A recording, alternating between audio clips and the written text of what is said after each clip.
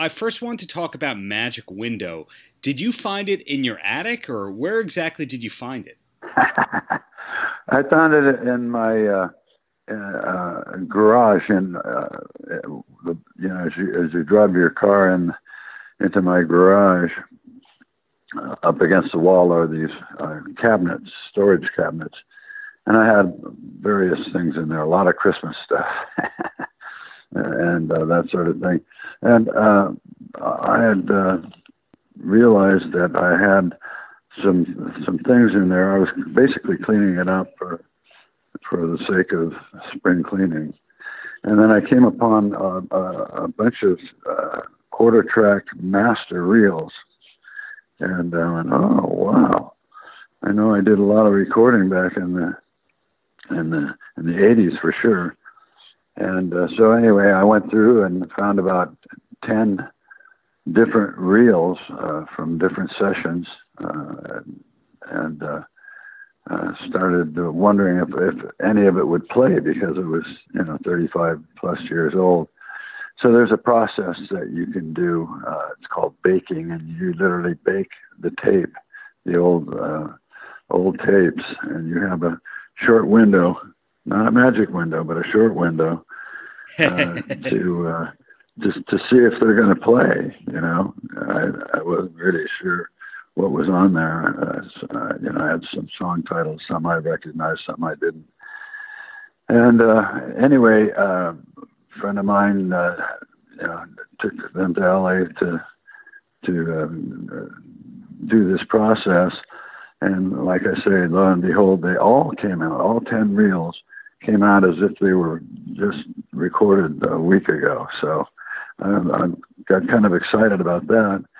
Then I needed to get it to digital really fast, because the baking thing, you got to do, there's a time frame in there. So anyway, I did that. I sent it all to digital, and saw the magic window, and I remember that I did a session up there at my house in Lake Tahoe, looking out the magic window. Actually, it was a gorgeous view of beautiful Lake Tahoe from 1,000 feet above the lake, and that was my workspace. And I started working on it. I said, this is like an album here, and I think that was what I was aiming to do at the time that I did it. And so I started doing some listening and some Pro Tools work, and so I got a hold of Russell DeShiel.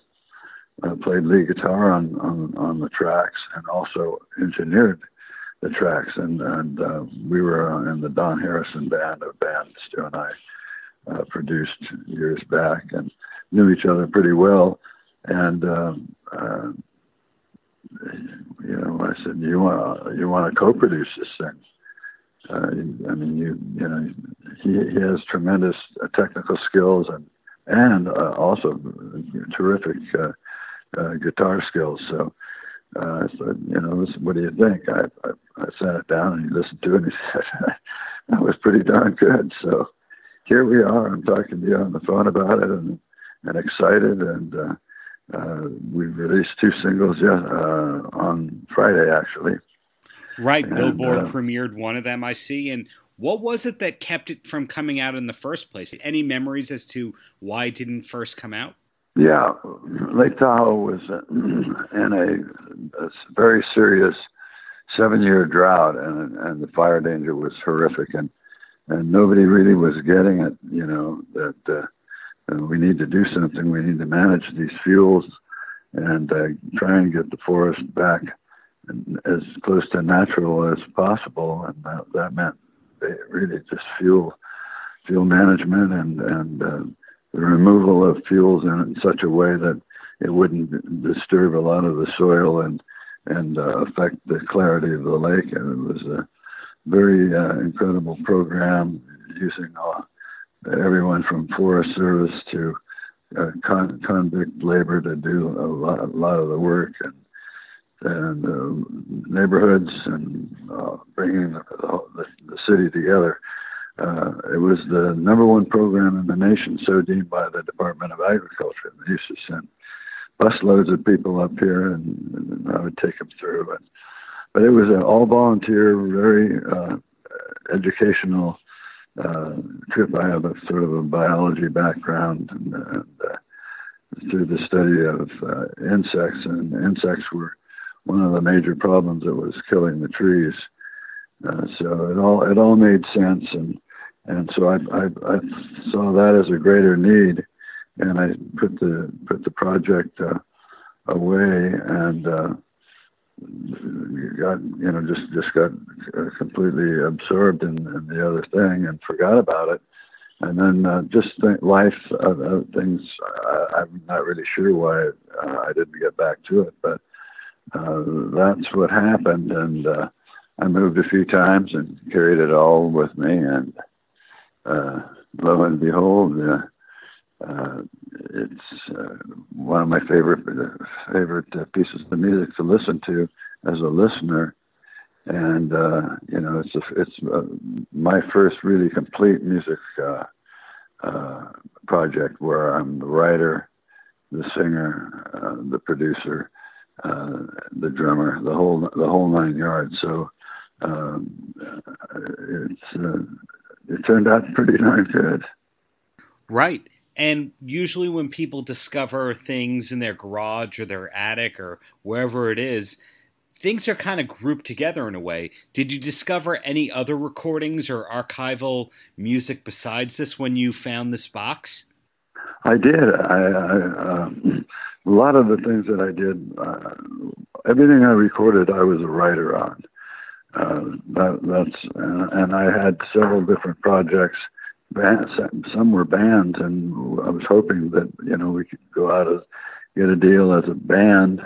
And then, for example, Bobby Whitlock and I had a project.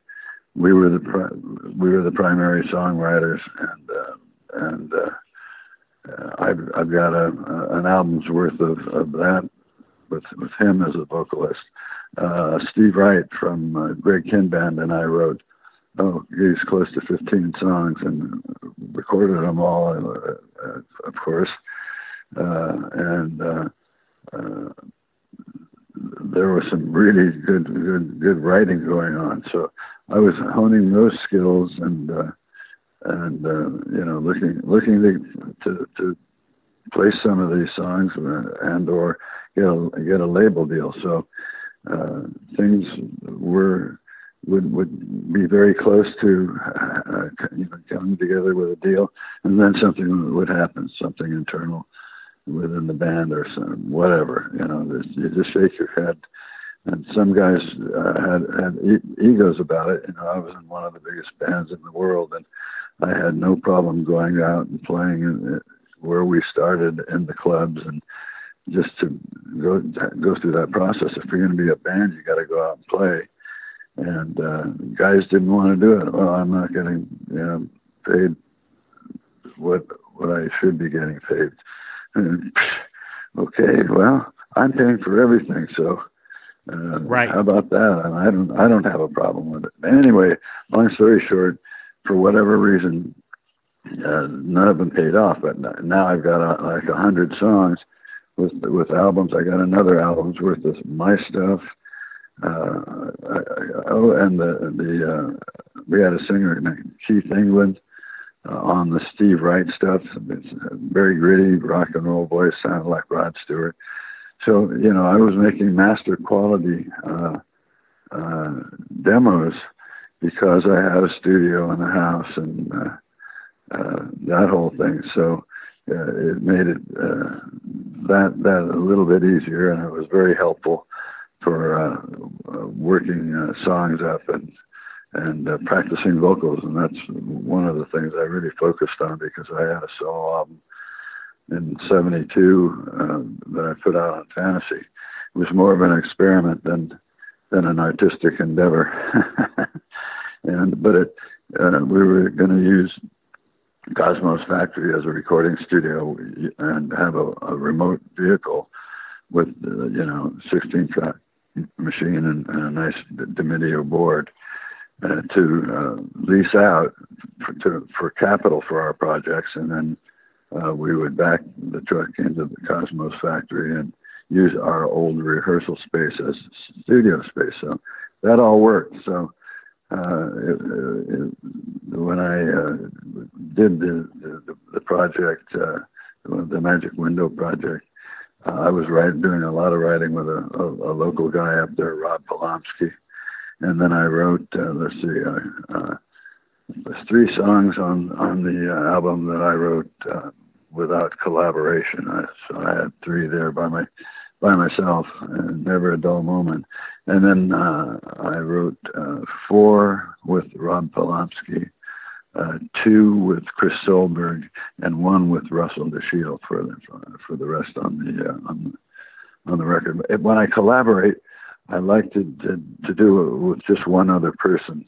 The whole idea of collaboration is whoever you're working with has something that you don't have, usually guitar skills. Right. So I use the piano when I write songs by myself. So I'm not a piano player, but I find my way through chord progressions and whatnot, and write songs that way. So I'm very excited about it, and it's out now. At least the 2 singles are out, and it's exciting.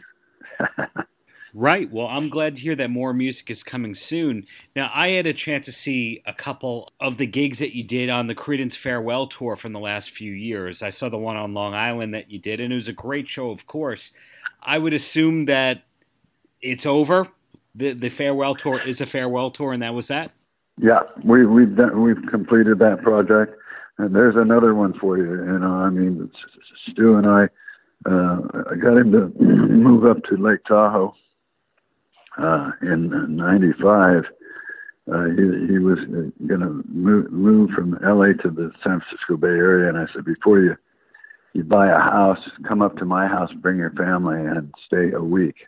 And he did, and on the way out of town, he was buying a house. So there we were, thrust together with bass and drums, and it's pretty boring jamming with bass and drums. And we knew we needed a band, and what better music to play than the Creedence stuff. He wasn't even playing it, so we wanted to keep the songs out in the public in a live venue type situation, and we did it. And we had a 5-year plan, and times 5, it ends up being 25 years.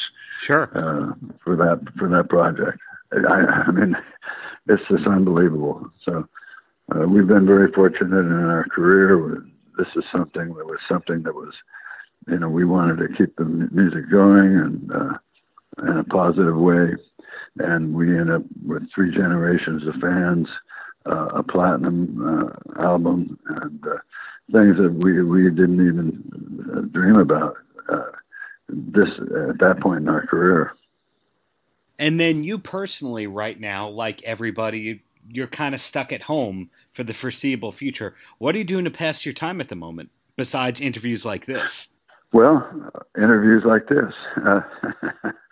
I'm doing a lot of that, and just preparing for the next phase, which is getting airplay, getting the music out to people.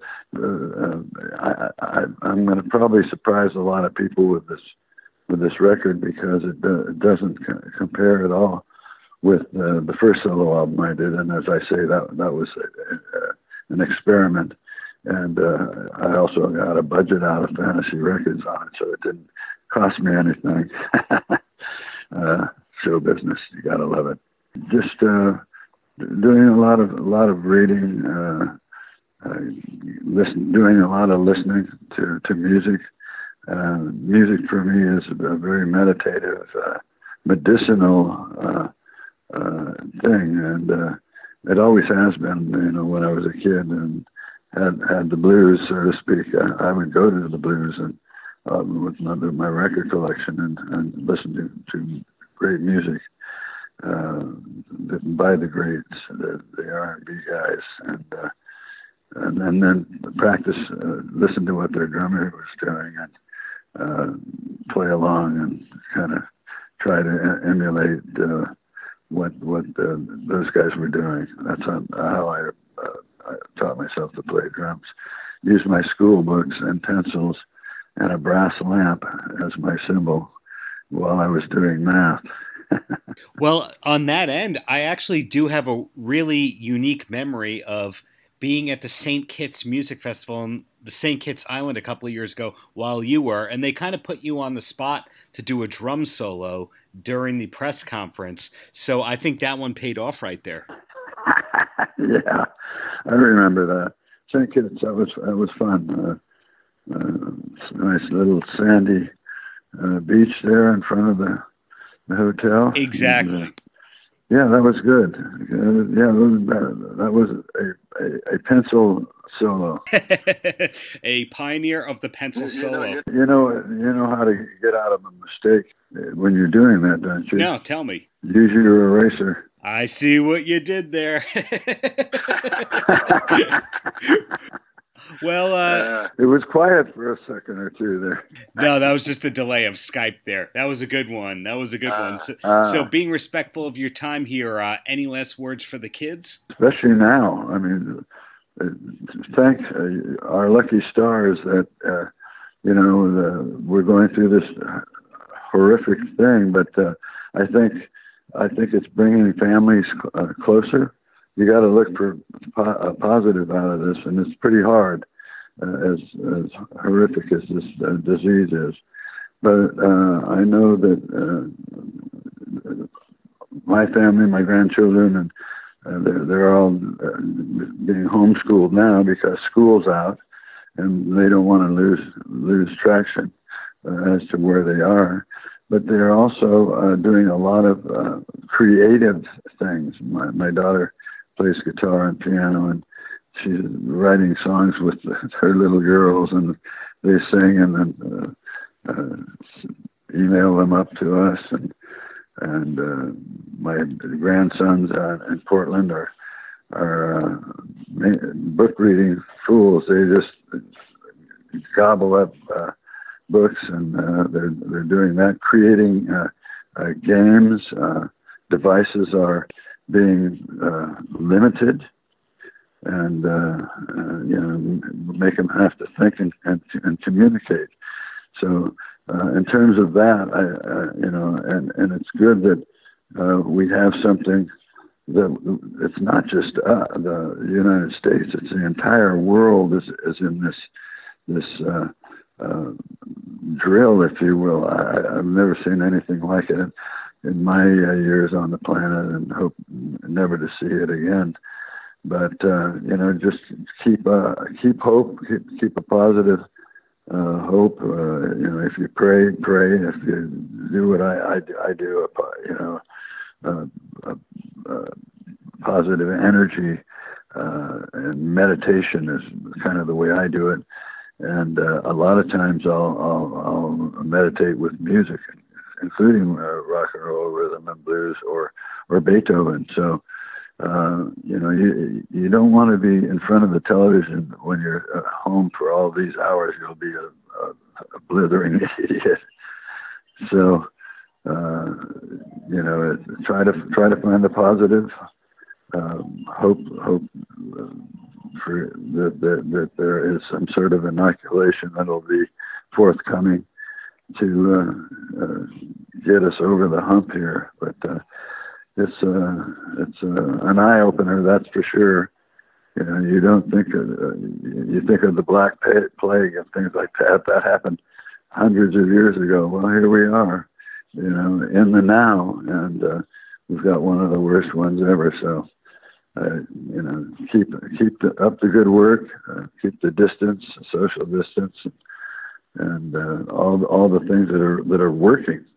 That's right now we don't have immunization, but we do have procedures you can do, and that's what we're working with. So it makes you really stop and think how lucky we are and have been in our lives up to this point here. So just remember that positive energy. Got to keep the positive energy going. I couldn't have said it any better there. Well, thank you for the many, many, many years of great music. Congratulations on this new release, and hope to see more from you soon, Cosmo. Yeah, I appreciate your time. Paltrocast.